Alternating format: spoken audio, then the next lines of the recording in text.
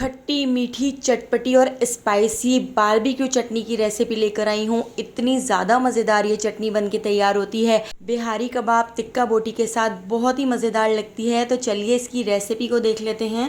तो बारबेक्यू चटनी बनाने के लिए मैंने यहाँ पर एक बंच हरा धनिया और आधा बंच मैंने ले लिया है पुदीना। तो इन दोनों को मैंने अच्छी तरह से धोकर ब्लेंडर जग के अंदर ऐड कर दिया है।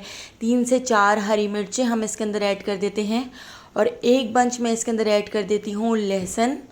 तो लहसुन को छीलकर हमने इसमें ऐड किया है। 1 से 1.5 इंच का गुड़ का टुकड़ा हमने इसमें ऐड कर दिया है और इसके साथ ही मैंने यहाँ पर गाढ़ा गाढ़ा, आप देख सकते हैं, इमली का पल्प ले लिया है।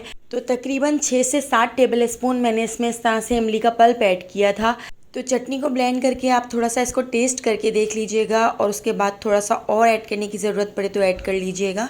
तो हाफ़ टी स्पून नमक ऐड कर दिया है, हाफ़ टी स्पून ज़ीरा ऐड कर देते हैं और 1 टीस्पून भर के मैं इसके अंदर लाल कुटी हुई मिर्चें ऐड कर रही हूँ।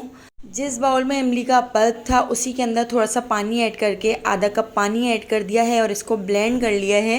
तो देखिए यहाँ पे हमारी बहुत ही चटपटी मज़ेदार खट्टी मीठी इमली की चटनी बनकर तैयार हो चुकी है, जो कबाबों के साथ, बिहारी कबाब टिक्का बोटी के साथ बहुत ही ज़्यादा मज़ेदार लगती है। तो एक बार इस रेसिपी को ज़रूर ट्राई कीजिएगा, आपको बहुत पसंद आएगी। आने वाली वीडियो तक मुझे दीजिए इजाज़त। अल्लाह हाफ़िज़।